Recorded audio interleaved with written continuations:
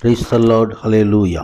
Zion வேதாகம ஆய்விற்கு அன்போடு கூட இயேசு கிறிஸ்துவின் நாமத்தில் உங்களை வரவேற்கிறேன். இன்றைய தினத்திலும் 2 ராஜாக்கள் அதிகாரங்கள் 9 முதல் 12 அதிகாரங்களில் வசனங்களை தியானிக்க சர்வவல்லமையுள்ள தேவன் நமக்கு கிருபை பாராட்டுவாராக. 9வது அதிகாரத்திலே யெகூ இஸ்ரவேலின் ராஜாவாக அபிஷேகம் பண்ணப்படுகிறதை குறித்து நாம் பார்க்கிறோம். கர்த்தருடைய மகிமை உண்டாவதாக. ஆம், ஆண்டவராகிய தேவன் ஏற்கனவே எலியாவுக்கு உரைத்தபடி இங்கே தீர்க்க தரிசனங்கள் நிறைவேறிக் கொண்டிருக்கிறது. கர்த்தருடைய மகிமை உண்டாவதாக. அங்கே எலிசா தீர்க்கதரிசிகளை பற்றி ஒருவனை அழைத்து, நீ எடை கட்டி கொண்டு இந்த தைல குப்பியை உன் கையில் எடுத்துக்கொண்டு கீலேயாத்திலுள்ள ராமேத்திற்கு போ.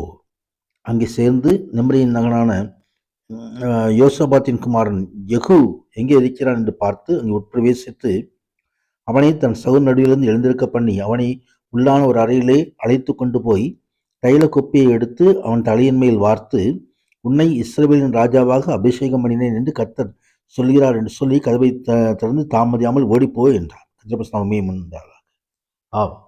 அப்படியே செய்ததை குறித்து நாம் பார்க்கிறோம். கர்த்தர் உண்டாவதாக.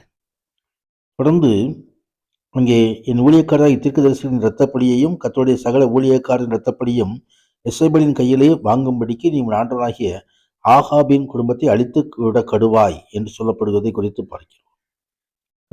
உண்டாவதாக. ஆகாபின் குடும்பத்தாரிடையே காணப்பட்டதான தீமைகள், அங்கே மனம் திரும்பாமல் கடின இதயத்தோடு இருந்த காரியங்கள், விக்கிரக ஆராதனையிலும் விசுவாச மறுதளிப்பிலும் தரித்திருந்ததான காரியங்கள், இங்கே இந்த காரியங்கள் ஆண்டவருடைய கோபாக்கினையை அந்த குடும்பத்திலே கொண்டு வந்தது. தேவனுடைய நியாய தீர்ப்பை அந்த குடும்பத்திலே கொண்டு வந்தது. ஆகாபின் குமாரன் இராமின் ஆகாபின் மனைவி எசேபேலின் மீது அங்கே அவர்களுடைய மீது ஜெப கோபாக்கினை கடந்து வருகிறதை குறித்து நாம் பார்க்கிறோம். சமயம் உண்டாவதாக. அங்கே கர்த்தருக்கு விரோதமாய் எழும்பிற காரியங்கள் தேவ கோபாக்கினையை கொண்டு வந்து விடுகிறது. அதை அனுபவிக்கிறதை நாம் இங்கே பார்க்க முடியும். உண்டாவதாக. அங்கே ராஜாவின் பெற்றோரான ஆகாபும் எசேபேலும் வஞ்சகமாக நாபோத் தோட்டத்தை அபகரித்து கொண்டபடியினால் இப்பொழுது அவருடைய குமாரன் உடல் அதே நிலத்திலே எரியப்படுகிறது. பெற்றோரின் பாவம் பிள்ளைகளில் நிறைவேறுகிறதை நாம் இங்கே பார்க்க முடியும். தொடர்ந்து எசேபேல் கொலை செய்யப்படுகிற காரியத்தை குறித்தும் இந்த அதிகாரம் தெரிவிக்கிறது. கர்த்தருடைய உண்டாவதாக. 10வது அதிகாரத்திலே ஆகாபின் குடும்பம் முழுவதுமாய் கொலை செய்யப்படுகிறதை குறித்து நாம் பார்க்க முடியும். சமயம் உண்டாவதாக. அங்கே கர்த்தர் ஆகாபின் குடும்பத்தாருக்கு விரோதமாக சொன்ன கர்த்தருடைய வார்த்தைகளில் ஒன்றும் தரையிலே விழவில்லை. அது எல்லாமே அப்படியே நிறைவேறினது. கர்த்தருடைய கோபாக்கினை அந்த குடும்பத்தை முழுவதுமாய் பட்சித்து போட்டது. அதோடு மாத்திரமல்லாமல் பாகாலின் ஊழியக்காரர் அனைவருமே கொல்லப்படுகிற காரியத்தை இந்த அதிகாரம் தெரிவிக்கிறது.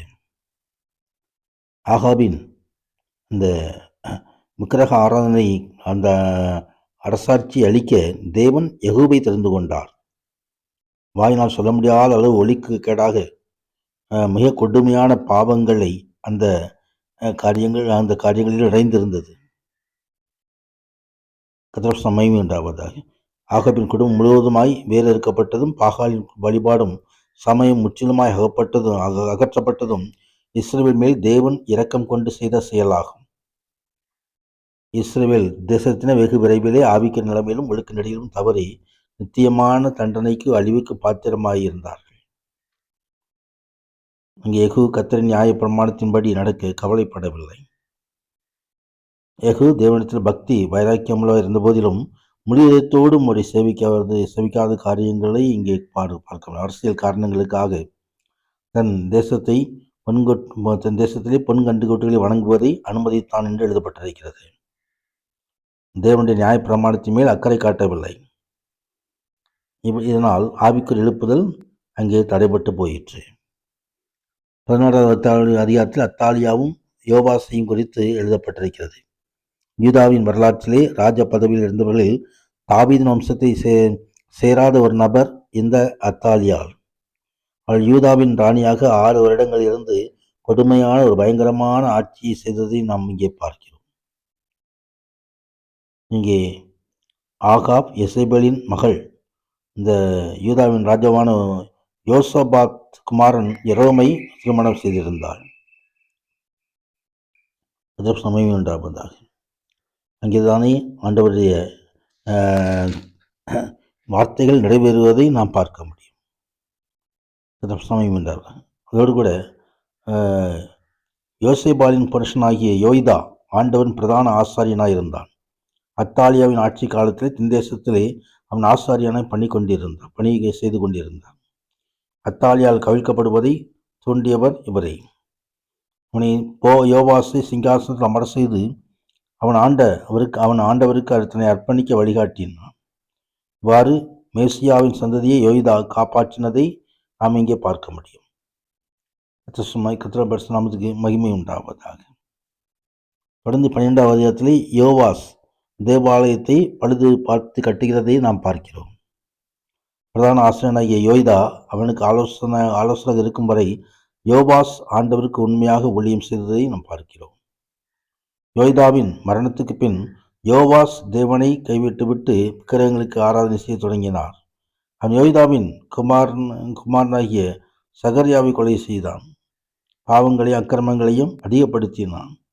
கொலை செய்யப்பட்ட சகரியா யோவாஸ் தன் தேவனிட்டு விலகியிருப்பதற்கு கண்டனம் தெரிவித்திருந்தான். யோவாஸின் செயலுக்கு நியாயமான பதிலடியாக தன் அதிகாரிகளாலேயே கொல்லப்பட்டதை நாம் பார்க்கிறோம். சமயம் உண்டாவதாக. முற்பகலில் செய்த காரியங்கள் பிற்பகலில் தானாகவே வந்துவிடுகிறது. இந்த வசனங்களை தியானிக்கும் பொழுதெல்லாம் சர்வ தேவன் மகிமை நம்மை சூழ்ந்து கொள்வதாக கர்த்தர் மகிமையான காரியங்கள் செய்து கொள்வாராக. ஆமேன், ஆமேன்.